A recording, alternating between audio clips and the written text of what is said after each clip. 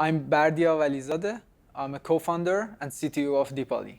We are doing post-consumer PET plastic recycling. So we are focusing on a circular economy for PET plastics. How did you get started with your venture?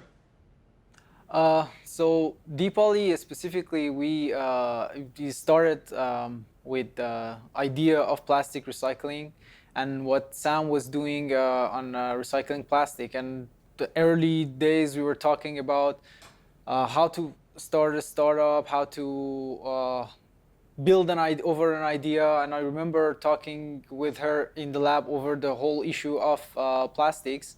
And then later on, she came back to me and say, basically, I have this that I kind of get it to work. Would you interested to work on it to see if it can be expanded to an actual chemical process that we can develop on it? And yeah, that's basically where you started. When you compare the beginning of your startup and today, what are the main differences that you see? Oh, so there are a lot of differences actually. Things have changed a lot. I would say the first day, so in my understanding is that so startups all start with these paradise beginning time. So you have this paradise phase that everything is really nice. You're working on this technology that is going really well, and you're building up on it, and everything looks nice. And then as you go further, you start to see the problems and the challenges and the bugs, and then things start to get real once you actually are going outside the lab, if that's the case. So then you're hit with the reality, and then you have to realize how to get things actually work. So right now, I would say I'm thinking another way of problem solving that I used to think before, because the scales has changed. How important is it for you to work in a startup that focuses on sustainability? So sustainability, as you said, right now is a very hot topic. It's a trend now, and a lot of people are weighing into doing this. But I think there are very few, a rare, let's say, actually commercialized company that has the sustainability as a primary objective of the company. So I think in that sense we are also innovative.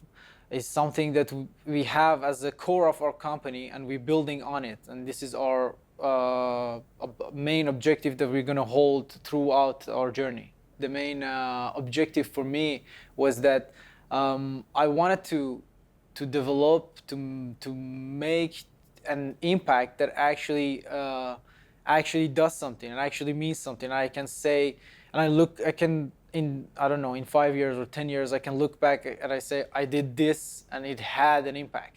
So I think that was the main motive and the main drive. And then with what we are doing, I think it's really well serves that purpose. What is maybe an advice that you have for someone out of academia who wants to found their own startup?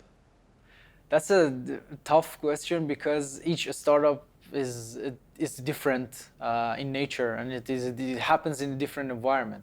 But I would say, if I also, from my experience personally, and also some previous experience of the startups that I've seen that I've failed, let's say, I would say the first thing that you have to do when you have an idea is to think about how it actually will impact, and who are the people or the community that it will impact, and if your targeted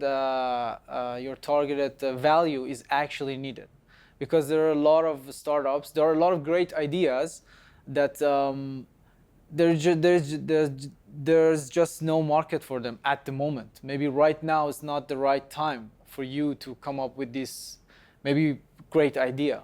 So I would say it's really good to know your target and to know your market, and do I would say, extensive research on that. And once you are determined that, okay, this is going to work and there is actually need and somebody is going to use it, then I think then you have a good chance to succeed. You guys are three co-founders in your startup. So what is an advice that you have for finding co-founders?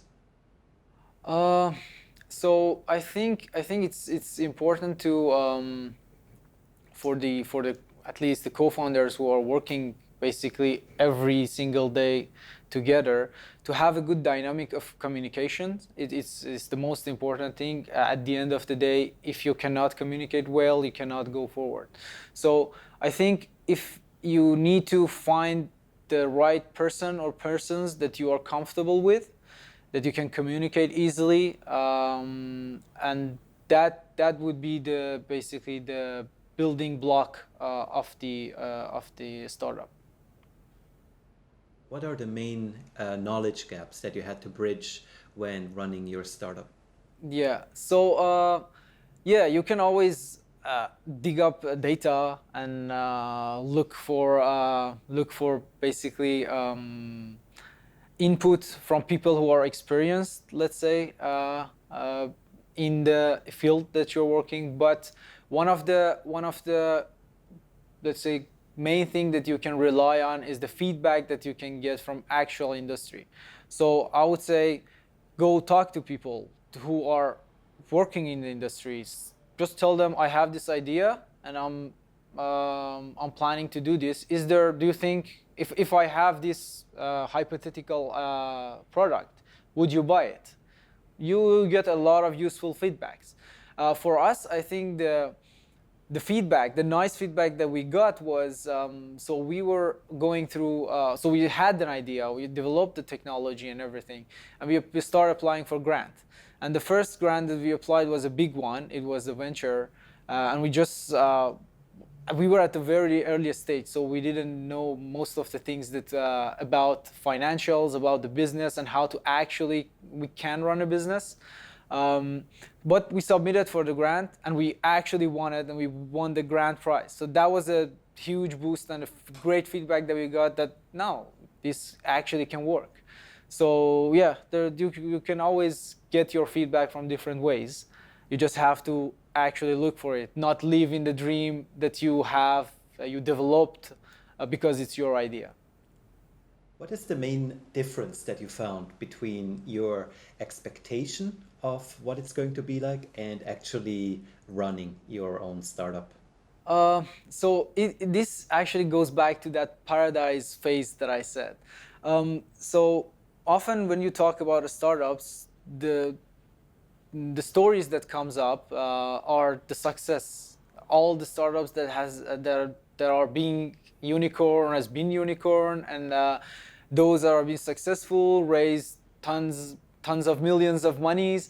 So these are the stories that you hear, and you don't hear the other. And this is usually the bottom, I don't know, 1% or sometimes 10% of the successful ones. You don't see the other 90% that have failed. So and that's kind of make the startup scenery very appealing to people, because they see these big successes and say, why can't I do that? But that is actually far away from the reality. There are a lot of challenges. There are a lot of startups that have failed through their journey for variety of reasons. But what you need to look for is that what is behind those successes. What were the challenges? How these people became successful. So I think this is the most important thing to look at when you look at the startup scenery. Don't look at the success. Don't look at what those people got and what got them there. As an entrepreneur, what are maybe role models that you have and goals for your future? I cannot say I have a role model in terms of entrepreneurship, because I think every entrepreneur has his or her own set of skills and let's say ideology and capacity. So I don't think it's with the mindset of entrepreneurship, I don't think it's good to put a limit on what I want to be. So I think I can reach the sky, let's say. The main thing that I would like to achieve within the frame of the startup, the DePoly, let's say, is that to make that impact that I talked about before, to make sure that what we do at the end made an impact on the world, on the day-to-day people's life, on the next generation, to at the end to leave the world on a better situation that we received it. So yeah.